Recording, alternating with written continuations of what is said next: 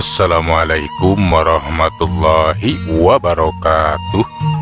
Sampurasun baraya tepang dangu deui sareng pidangan dongeng Sundanya. Urang ngadongeng deui urang neraskeun hanca dongeng anu katunda kalayan ngabantun jajar-jaros si Oteh Tuyul Toloheor. Ieu dongeng teh karangan Mang Nyaliranya. Atuh sok sanaos dongeng anu basajan malah mandar janten hiburan. Ngahibur baraya di mana wae ayan. Kabaraya anu setia manco karena dongeng emang mugia sadayana teh aya dina kasehatan lahir sindarangan batin dilalancarkeun sagarupinanya. Salamina aya dina panang tayungan Allah Subhanahu wa taala. Penghirap direrojong ditaroelan tombol subscribe atuh mangge nganuhunkeun pisan kanu parantos like oge komennya. Atanapi parantos nyebarkeun nge-share channel Mang kanu sanesnya. Mangga mitra supados teu nyong kolong ting kana waktos urang sami-sami dangukeun kumaha atuh terasna ieu carita si Oteh Tuyul Toloheor teh wilujeng ngadangukeun brung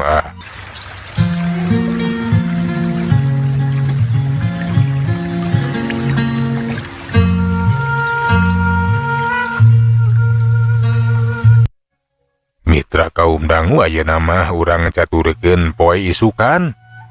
Si Omod desa kumaha biasa we pabeberang teh geus init ulin hanteu mikiran kaayaan di lemburna anu pating kecowis ngomongkeun ngagosipkeun.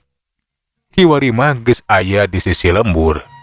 Mapai sisi gawir beras katonggoh naik ka kebon. Si Omod bari mawa ketepel sakapeung mata tanggahan we. Ting neangan naon mitra ngan bae basa aya bajing luncat kana dahan. Si Oteh teh mani curing hak ketepelna teh dilelempeng kalebah eta bajing. Aya bajing atuh bajing. Alah diketepel sia bakal keunang euy bakal beunang. Sakilat ketepel teh dilepaskeun belesat aya batu leutik nyurwuk tarikna keur. Dasar keur apes bajing teh kaburu luncat. Ugowe atuh hanteu keuna batu teh melepas tekung sila kadenge aya sora anu ngagoak. Sorana teh lain sora sato tapi sora anu aduh-aduhan we mitra. Aduh. Ngadenge anu aduh-aduhan atuh si Omod teh kaget. Nah sora saha eta teh cenah? Tang tuwe cenah sora jalma lain bajing atawa anu sejenna. Aduh, sora saha tah? Buat jelema rag-rag gitu. Guragiru si Omod teh nyamperkeun. Barang geus deukeut breh katempo di luhureun tangkal kawung teh aya jalma anu tuturupun turun. Nu taya lianti nyata Bah Ardasan. Eta Bah Ardasan teh ju turun bari nyekalan sirahna. Anu katempo baloboran ku getih kawas anu bocok we mitra. Puguh we atuh pikeun si Omod gireuwaseun aku naon cenah. Mana acan sadar lamun ketepelna teh keuna pisan kana sirah Bah Ardasan. Wang kaning sirah teh pada gul eueuh buukan. Geuning abah nyanyak kunaon bah kunaon? Si sirah ngaing kunaon ngieu? Alah gegetihan. Bawa sia maneh. Kurang ajar. Eta geuning membawa ketepel. Bawa sia geus ngetepel ka dieu nya. Cek Bah Ardasan bari molotot merhatikeun ka si Omod anu keur nyekel ketepel. Kukuh atuh si Omod direuwaseun. Kangaranan Bah Ardasan geus kasohor urut jawara anu memang barangasan babari ambek. Sahaok kadua gablok. Luka bah. Apa nah kunaon atuh sirah teh bocok bawa degegel bajing atuh ku bajing. Nah adi sia. Piraku ya bajing ega kana hulu aing. Puguh kadenge anu ngabeletuk kana hulu. Anya batu leutik. Buah tina ketepel sia kurang ajar. Piraku atuh bah. Kena sirah abah. Kapan uing mah ngetepel bajing atuh ngetepel bajing lain kana hulu abah atuh. Bajing tangkurak sia dulun. Kapan kadeul aing teh sia keur naek dina tangkal. Awung deuleu keur nyadap sia. Aduh. Hampur ae hampura meureun bat teu katingali atuh teka tinggali kahalangan kodang daunan atuh. Hampura deun. Mana kudu tanggung jawab rasakeun siapa bales aing dulu. Cek Bah Ardasan bari katingali singkil kawas anu rek ngawarah. Kawas nu rek tarung we mitra. Puguh we atuh si Omot teu reuwaseun nembok kitu mah. Geus tina rang tu pasti mana teh bakal risiksa. Aduh, ampun atuh Bah, ampun. Teka haja teka tingali atuh na takal kawung teh aya monyet hampura lain monyet aya abah atuh ya abah. Tembal si Omot anu gemper nyebutkeun aya monyet sakal rupa mitra. Puguh atuh eta Bah Ardasan teh beuki muncak amarahna. Katempo panonna mani bolotot, beungeutna euceuy beureum awakna mani ngagidir. Geus kitu harita teh gajeleng wae rek narajang ka si Omot. Dampaleungeun katuhna terek ngahiuk rek ngagamplang rek nampiring ka si Omot. Tapi memehkeunna kana sasaran panarajangna teu ngadadak kandeg. Tah eta atuh kana irungna teh aya nu ngakere, karasa nyereng, nepikeun ka irungna teh ditungkup we kadua leungeunna. Ya dua aja doa deh. Kana irung aing anu ngagere. Naon ieu teh? Kunaon atuh Bah, kunaon? Kurang ajar bawa sia gara-gara sia dulu. Rasakeun dulu. Rasakeun deui sia heuy. Cek Bah Ardasan ngacorelat rek ngagajeleng deui narajang. Kiwari mas cukuna rek ngajajak kana beuteung si Omot. Tapi panarajangna teh kandeg di beh. Sabukarasa kana ceulina teh aya anu ngacewer. Malahan mani penyeng satarikna nepikeun ka linu atuh. Katempo Bah Ardasan kena bikin ka muringis. Bari ngaceret teh mitra bakat tinggu nyeri. Dan naon di teh jadi aing anu menyeng anu ngajewer kurang ngajar. Cek Bah Ardasan bari curang cileung tapi disabudeun eta tempat teh eueuh sasaha ukur si Omot wungkul. Pikeun si Omot manyeh seuri. Sabab sidik jelas katempo dina tonggong Bah Ardasan teh naklok si Oteh. Anu katempo cengar-cengir we bari manyeng ngejeri Bah Ardasan satarikna. Dijieun ka ulinan. Terus atuh terus. Lah urang ngajar dia. Terus naon si aing bakal narajang deui tulus aing mah dulu. Bakal dizig sia Sormod. Cek Bah Ardasan mana teh ngagajeleng nu katilu kalina rek nampiling ka si Omot. Ngan mememeh keuna kana sasaran karasa panonna teh meni ngapuri nyai. Aya anu nyolok kana panon. Naon teh? Dah aja anu aing anu nyolok. Buah-buah ku sia Sormod. Cek Bah Ardasan bari katempo murubut cai mata teu tahan bakat tingku peurih mitra. Naon atuh apa? Bedang kakak uing atuh. Uing mah kapan teh tadi ge cicing bongan meureun abah terek ngakalakeun uing atuh. Buah-buah maneh teh Sormod. Bener cenah cek kurang lembut. Mun maneh teh ngukut jurig dulu. Ai atuh bet mitana sagala rupa. Uing mah teu rumasa ngukut jurig atuh Bah. Wah kapan cenah siksirna kok maneh teh cenah ngukut uyuh dulu. Buah-buah sia mah. Rerejeung anjeung bangsa jurig sia. Ayeuna bangsa jurig atuh Bah. Meureunan anu ngakalakeun abah ayeuna teh nya nu ngagegeh di kebon atuh meureun teu mikeun lamun uing teh diguna sika dikakalakeun ku abah. Tabugu nyarangaheun pisan ka uing mah. Uing mah geus tuman, geus biasa cicing di kebon jeung di leuweung atuh. Ulang bae Bah Ardasan teh mikir na piraku cenah bener. Lamun jurig di eta tempatan teh geus melahan ka si Omot. Tapi dahnya cenah kapan didinya teh eueuh sasaha ukur si Omot unggul. Kapan jelas kita tadi si Omot mau ukur cicing. Tang tu bae anu ngakalakeun ka manehna teh bangsa lalemut. Rai-rai karasa bulu punuk pating puringkak. Jeung deui aya nu naplok dina tonggong ayeuna mah kakara-karasa. Bah Ardasan ari kasieun mah aya. Rangarasa keung ingis nyawe cenah eta bangsa lemut teh melaan ka si Omot. Tapi kulantaran kajurung ku nafsu maneh teh beuki panasaran. Kajeleng diwe kerek narajang ka si Omot. Gerakanna teh kandeg di bae lantaran kumisna teh aya nu menyeng mitra satarikna. Puguh we tu kumis nu bapelang teh neuikeun ka nyenglet mitra. Eta Bah Ardasan teh nepikeun ka nyengir Nahan ka nyeri. Aduh, ya kok bisa aing bikin kenyenglet. Bener-bener jurig dia teh karalak pisan.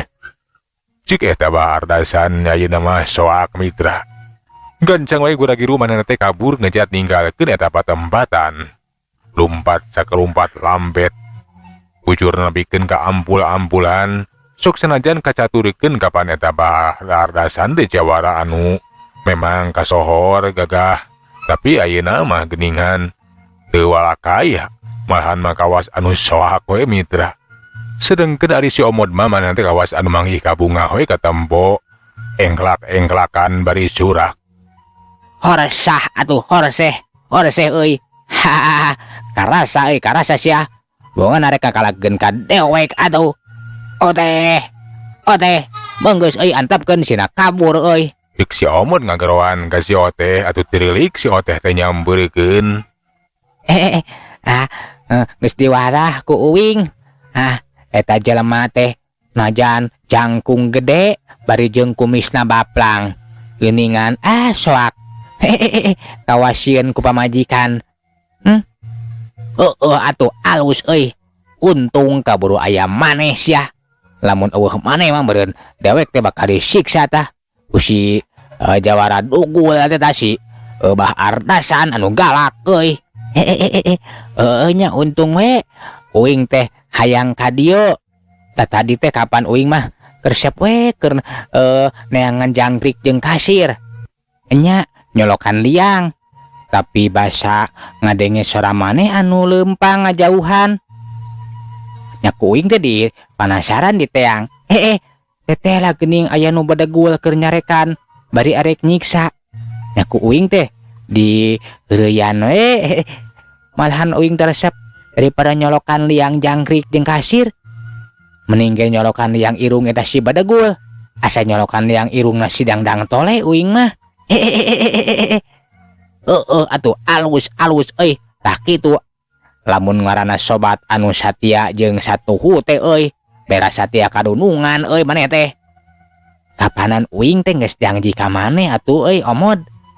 Uing teh bakal bela satia we ka maneh. Da uing teh ngarasa maneh teh jadi batur hirup uing.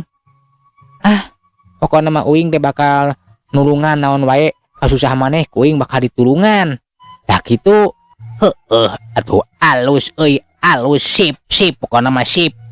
Maneh teh sobat dewek anu satia atuh is the best euy. Kitu mitra, untung we atuh si Omod teh kaburu ditulungan ku eta si Oteh. Cacak-cacak lamun teh kaburu datang si Oteh mah geus bisa dipastikeun eta si Omod teh bakal babak belur disiksa ku Ardasan. Geus kitu mah duana teh neruskeun deui lampahna. Asruk-asrukan we dibawa ulin eta si Oteh teh. Dah kitu kapan gawena ari si Omod mah. Si Oteh oge katempo kawas anu resepen pisan. Teteh lah geuning bebarangan jeung si Omod teh mata pika betaheun. Si Oteh teh bisa bebas.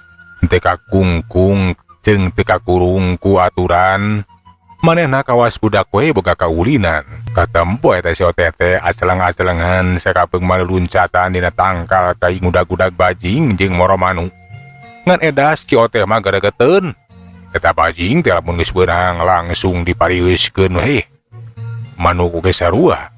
Ari beunang teh dipiteskeun we da eta cenah bongan hembet ngulinkeun. Hesa pisan dicangkalakna. Puguh we atuh si Omod oge mana ukur jeung seurikeun kalakuan si Oteh teh. Balat sia mah balagu si Oteh. Nah eta bajing jeung manuk teh kalah ka dikojoran atuh montong dipaehan kapan dialat teh. Rek dikukut, rek diingu euy. Atuh dah mani sedih aing mah sabal. Eta manuk mani geleber deui di tewak teh. Jeung eta bajing kena bisa luluncatan ka aing teh ngulinkeun. Asal aing mah dipariuskeun we. Kitu mitra kayaan si Omod jeung si Oteh teh anu resep arulin we. Si Omod jeung si Oteh teh jiga si Ceplok jeung si Penul.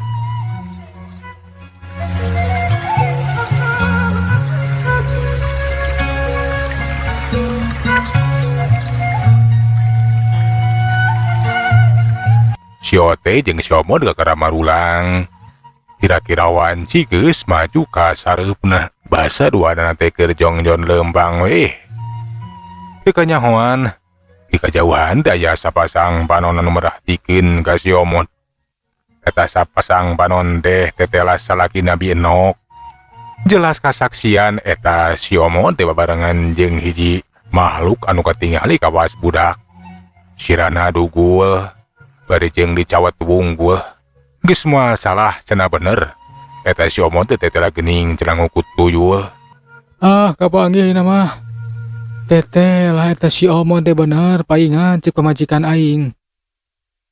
Si Omod anu geus nyokotna teh nyata geus ngukut tuyul. Atam botu eta budak. Leutik teh lain jelema, tapi tuyul. Rek dikencarkeun jigana mah. Kayak kieu mah aing kudu bebeja ka si Enok. Jeung bebeja ka pupuh lemur. Lamun tetela eta si Soromon teh geus ngukut tuyul di lemur. Kudu dicangkalak kudu tewak. Kitu cenah cek eta Mang Usman bari kuragi rumahna teh ninggalkeun eta tempat. Satadina mah eta Mang Usman teh rek indit nepungan dulurna. Atuhan teh tulus da pugu manggihan si Omod keur bapa-duduaan jeung tuyul. Pikeun si Omod banan teh sadar. Lamun kaayaan si Ote teh geus kanyahoan ku eta Mang Usman, kaayaan wanci anu geus sareupna ngajadikeun si Ote teh bisa katempo ku eta Mang Usman. Dina waktu eta teh memang waktu peralihan antara beurang jeung beuting. Kabeneran si Ote teh keur apes ngajadikeun si Ote teh kanyahoan ku bangsa manusia. Nyaeta anu kabeneran we keur bisa ngawenehankeun. Atuh gancangna carita ari si Omod jeung si Ote teh kebat we balik ka imahna. Sedengkeun ari Mang Usman anu tadi gura-giru balik dewe ka imahna. Kasampak harita teh keur hari weus-weus ngajelaskeun kajadian nu geus karanapan. Kaayaan nu kasaksian lamun tetela geuning bener cenah. Si Omod teh ngukut tuyul da eta katempo. Di sakikireunna teh hingis sirik we aya tuyul. Tah kitu Nok. Tetela bener cek maneh. Eta si Omod anu ngukut tuyul teh nu ngalantarankeun duit urang leungit. Kapan cek abi ge kitu ti basa kamari oge mataku abi diucah ace dibebejakeun ka sasaha oge. Dami menggeus boga kacurigaan moal neangan jurig nu kadeuleu iwati si Omod. Si Omod Soromon dah anu geus nyokor duit abdi teh ku parantarana eta si tuyul kurang ajar. Nya ari geus kasaksian kieu mah, nya kami ge percaya we. Kami bakal laporan ka Pak RT. Rek we beja.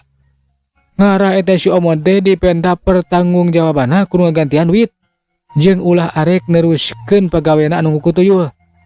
Sabab lamun terus-terusan diantep bahaya. Urang dia pasti bakal loba anu kalengitan duit. Tah kitu euy Nok. Anya, bener pisan bapana kudu gancang bebeja ka Pak RT. Bejakeun ke pasir rete gitu. Eta si Somon teh tong diantep. Kudu dicangkalak mun bisa mah kudu diiring. Kurang dieu teh diusir we kitu tah. Ulah geus sida cicing di lemur. Kangaranan jadi jalma anu ngukut tuyul anu nyilakakeun yang sarakeun ka urang dieu. Anya dagon. Ayeuna kami rek bebeja ka Pak RT. Kitu cenah mitra cek eta Mang Usman teh atuh gara-giru we manehna teh langsung indit rek nepungan Pak RT.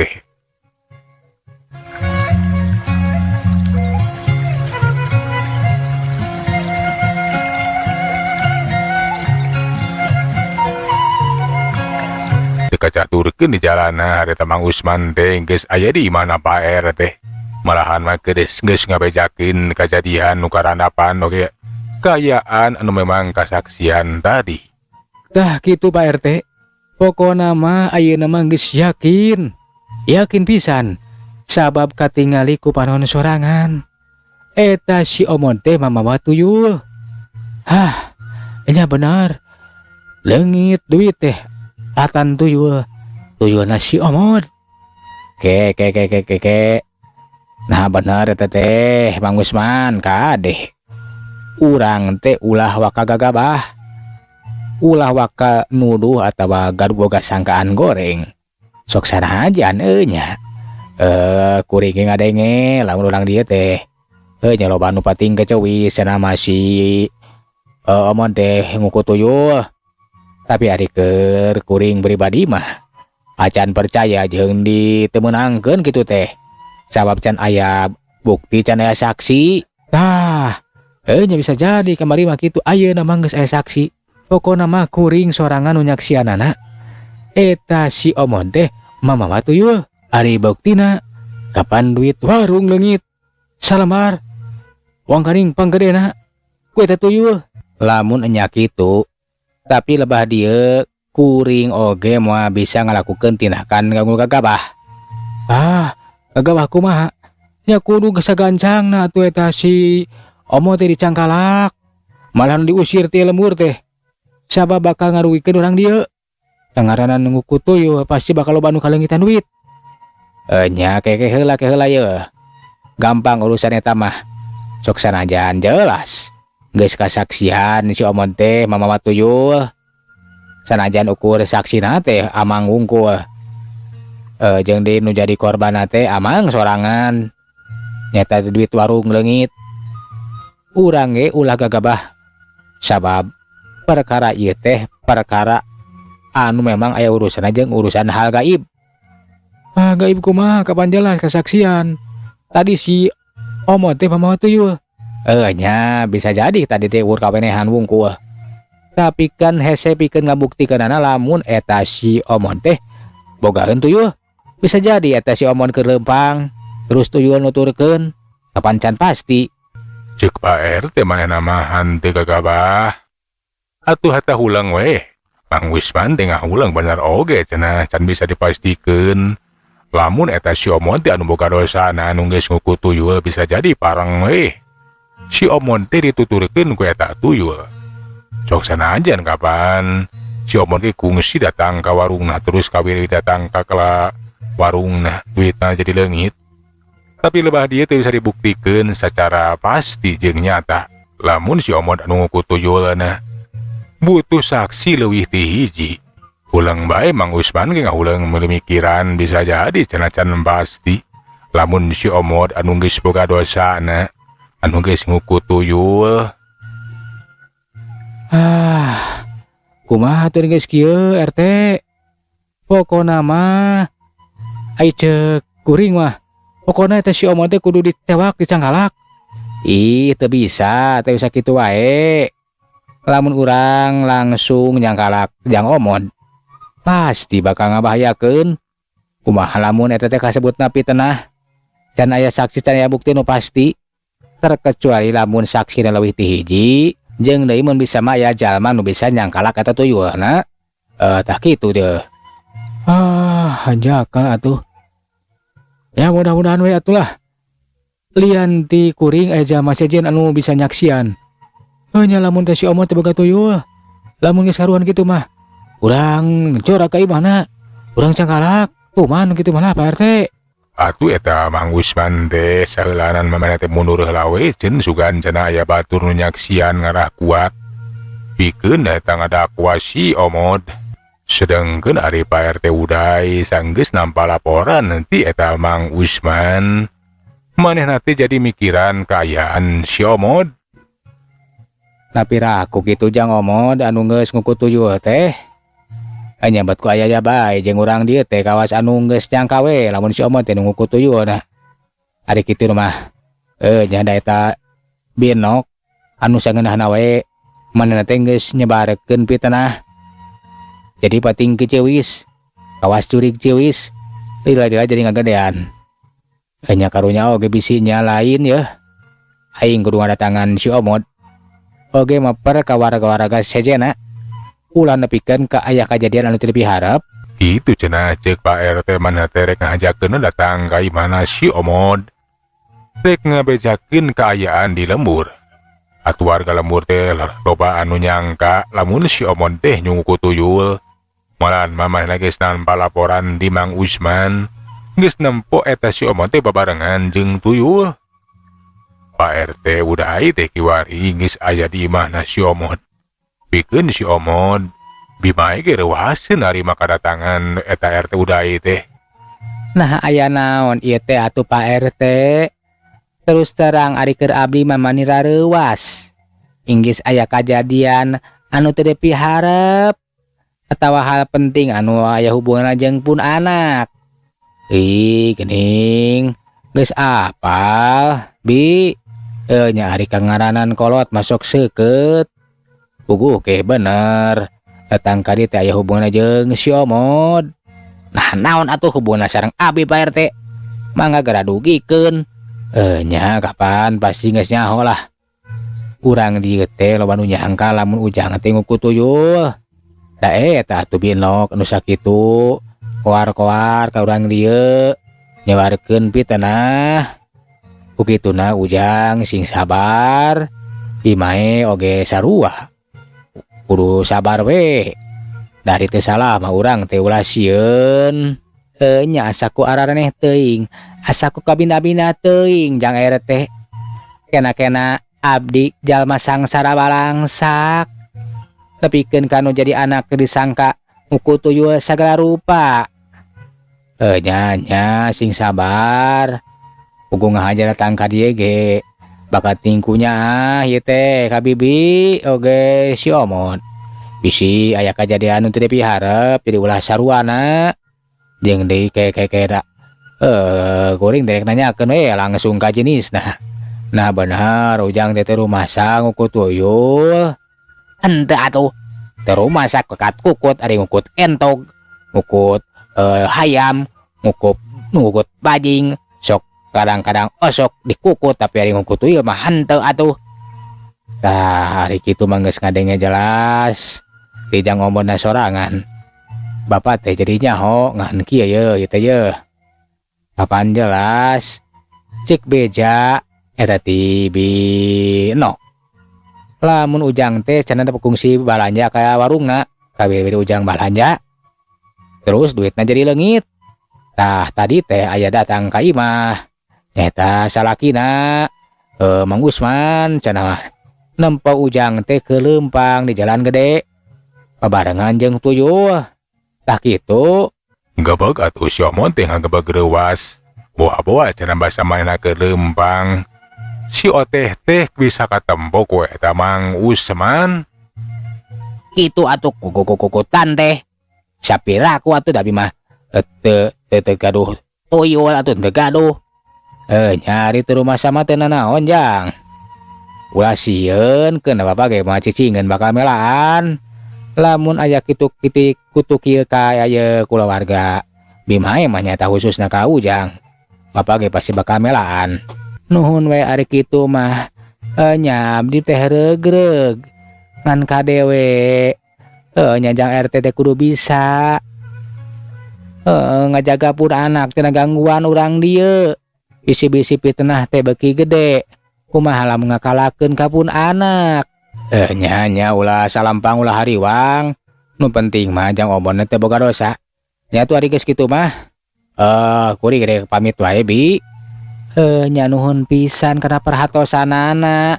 Atumna mani rurusuhan teuing. Nyangan hampura we ieu teh. Jadi jamu sakumaha misti ukur cai-cai wungkul. Da puguh teu aya nanaon. Ih teu nanaon. Nya tuh marang ayeuna. Cik eta Pak RT udah gancang we pamitan. Langsung balik deui ka imahna. Ari Bimae beuki hariwangeun melangen kuayaan si Omod. Atuh terus we dipatahan dipepelingan kudu waspada jeung hati-hati. Ulah nepikeun ka kabawa ku kaayaan. Ulah nepikeun ka saruana. Sokomo nepikeun ka cilaka. Euleuh mitra. Waktosna geuning parantos teh kapan. Segala urang tuna jajar carita si Oteh tuyul toloh hayor deui ka dieu. Urang teraskeun dina seri anu salajengna. Atuh mah nganuhunkeun tina sadaya perhatosanana. Mang undur assalamualaikum warahmatullahi wabarakatuh. Jag